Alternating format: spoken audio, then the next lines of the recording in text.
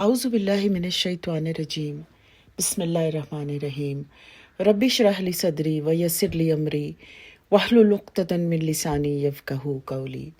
Verse 34. Behold, we also put Suleiman to test and placed a mere body on his throne. Then he turned to us in repentance. Now here the question again arises as to what was the temptation in which Suleiman alayhis salam was involved. What is the meaning of placing a mere body on his throne? And what was the nature of the warning on the occurrence of which he repented? Now we find that commentators have given various interpretations of this, but these interpretations do not confirm or tally with the words of the Quran. As a matter of fact, this is one of the most difficult places of the Quran, and we do not find any ground for giving a definite and an absolute commentary. But if the words of Sulaiman alayhi salam's prayer mentioned in the next word, "My Lord, forgive me and grant me a kingdom as may belong to no one else after me," if they are read in the light of the Israeli history, it appears that probably he cherished in his heart the desire that his son should succeed him on the throne so that his kingdom and sovereignty should continue in his own race after him. And the same thing has been called a temptation for him by Allah subhanahu wa ta'ala. And when he realized this, when his heir grew up into an unworthy young man whose ugly manners clearly foretold that he would not be able to sustain the mighty kingdom of the Prophet Dawood and Sulaiman alayhimus salam, even for a few days, placing a mere body on his throne probably means that the son whom he wanted to succeed him on the throne was an unworthy person. Therefore, he restrained his desire, asked for Allah's forgiveness, and prayed that the kingdom should end with him and he would curb his desire to have it continued in his dynasty. The Israeli history also shows the same thing.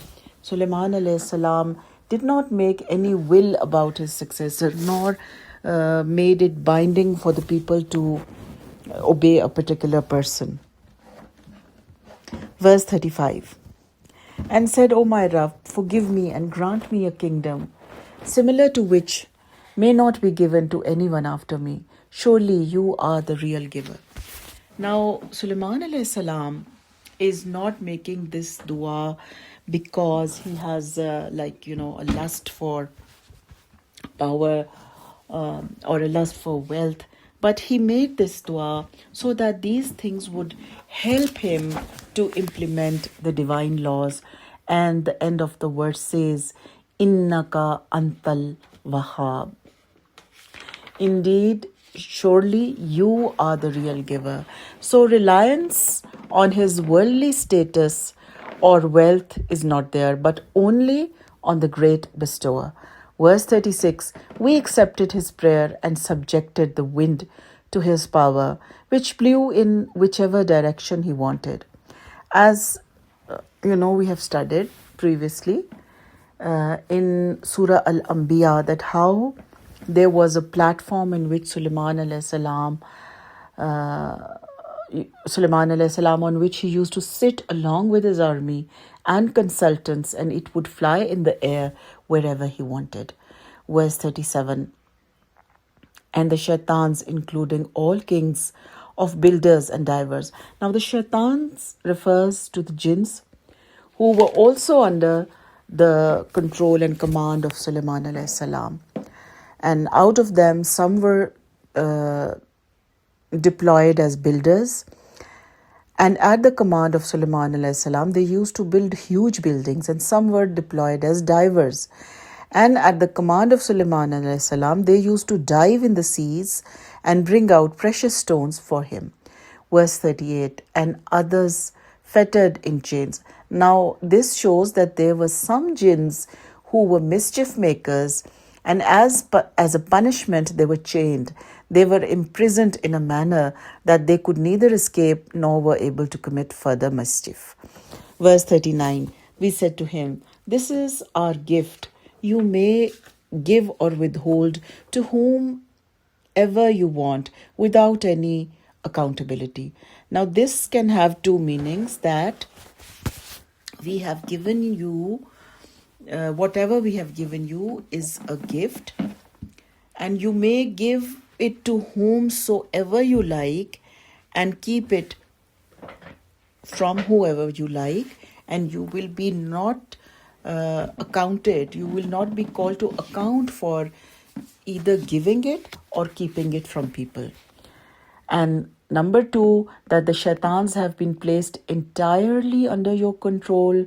You may set whomever you feel like free and restrain whomever you feel like. You will not be held accountable for that decision.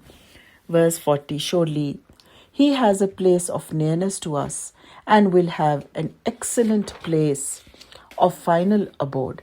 So despite this wealth, despite this power, he has a high station, what we call a special position, a special place in the eyes of Allah subhanahu wa ta'ala. And from this verse we learn that this concept is wrong, that the one who has an abundance of wealth and blessings in dunya, then he will be for sure a loser in the akhirah. If he has used it in the ways Allah approves, then this carries great reward for him. Verse 41. Mention our devotee Ayub, when he called upon his Rabb, saying, Shaitan has afflicted me with distress and suffering. Now this is the fourth place in the Quran where Ayub alayhi salam has been mentioned. Before this, he has been mentioned in Surah An-Nisa, verse 163, Surah Al-Imran, verse 84, Surah Al-Anbiya, verse 83 and 84. Now here altogether a different example is given. Ayub alayhi salam was one of the richest people in the world. Then he was given prophethood. People of his nation criticized him and said that why wouldn't he obey Allah and worship Allah? He has been given so much wealth and comfort, nothing to worry about, whereas we people are surrounded with hardships and worries, and in such a scenario, devotion to worship becomes difficult. Then Allah subhanahu wa ta'ala took away wealth from him. He became a poor person. Now these people were still not satisfied, and they said that Ayub enjoys such a good health, that is why worship comes easy to him. Then Allah made him suffer from a serious illness. But in every condition, this servant of Allah never left his obedience and worship. And this was exactly what Allah subhanahu wa ta'ala wanted to show to these people, that nothing can shake my true devotees from my path. And then look at his dua, that Allah shaitan teases me. Why? Because this is a proven fact that when one is suffering from an ailment, even something as mundane as a headache, the level of iman becomes low, and this is the opportunity which the shaitan seizes to his benefit. What Ayub alayhi salam means is that shaitan is exploiting my condition to despair me of my Lord, and wants that I should turn ungrateful to him and become desperate and impatient. He is putting waswasas in my heart that I will never be helped. He is creating hopelessness for me. Verse 42, and we told him, strike your foot on the ground. A cool spring will gush forth. Wash and drink to refresh yourself. That is, that as soon as he stamped his foot on the ground, a spring gushed forth by Allah's command, drinking from which and washing with which was the remedy of Yaqub alayhi salam's disease. Now we find, Ayub alayhi salam's disease. Now we find that Ayub alayhi salam suffered from a skin disease. And even today, the latest research on skin problems tell us that one should drink plenty of water, like 12 glasses of water a day, and bathe regularly. Verse 43, and we restored to him his family, and similar to them, more as a grace from ourselves and a reminder for the people of understanding. Now, tradition shows that during this illness, everyone except his wife had deserted Yaqub alayhi salam. And, Ayub alayhi salam. Even his children had turned away. So Allah says that when he was granted health, the whole family returned to him, and then he was granted more children as a special mercy from Allah. And then the end of the verse says that there is a great lesson for an intelligent person in this whole story. That is, that neither should man forget Allah and become arrogant in good times, nor despair of him in bad times. Good fortune and misfortune are entirely in the power of Allah subhanahu wa ta'ala, the one. And the verse teaches us that if He wills, He can change the best times of a person into the worst times, and similarly the worst times into the best.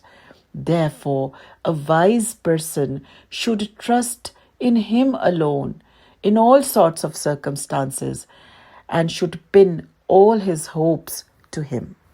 Verse 44. Then to fulfill his oath of giving his wife 100 strikes which he made during his sickness, we said, take a bunch of twigs and strike with it, and do not break your oath. Certainly, we found him full of patience. He was an excellent devotee who turned to us over and over again. Now, a careful study of these words show that Ayub alayhi salam during his illness had become annoyed with someone, and according to some traditions, this was his wife, or it could be anyone. When Allah subhanahu wa ta'ala restored him to health and the anger of the illness was gone, he became worried as to how to fulfill the oath. For if he carried out the oath, he would be inflicting pain on an innocent person. And if he did not, he would be committing the sin of breaking the oath. Allah took him out of the difficult situation by the command that take a broom containing as many sticks of straw as the number of the strips you had sworn to give, then strike the person just once with the broom, so as both to fulfill your oath and to avoid giving undue trouble to the person concerned. Now, from this incident, we come to know that the promises which are made on oath should be fulfilled, and we also find that if one has sworn something, big or small, in anger, then we have two views about it. Number one, that leave that nazar or woe and give kafara. And number two, that change it with something light or symbolic. Now we find that Prophet ﷺ made use of this ease, or what we call rukhsat, in his sunnah. It says that a person from the tribe of Bani Sa'idah happened to commit adultery, and he was a sick man and a mere skeleton. Thereupon Prophet ﷺ commanded to take a branch of palm tree with 100 twigs on it and strike him there with it once and for all. So this was a special case in which the culprit was too weak and sick to take the punishment. Our deen has great flexibility. This permission cannot be adopted as an escape route, but a relaxation in special cases. Then at the end of the verse, some qualities of Ayub alayhi salam are mentioned. The most prominent quality that we see is patience. And then Allah tested his patience with many tests: loss of wealth, loss of property, loss of health, loss of family.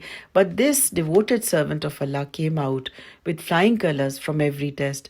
And because of this quality, he too became Neem al-Abd, the badge, the certificate of honor from Allah subhanahu wa ta'ala. And then what else? Along with patience, he had the quality which is most loved by Allah subhanahu wa ta'ala. Innahu awwab. He turned to Allah again and again in repentance.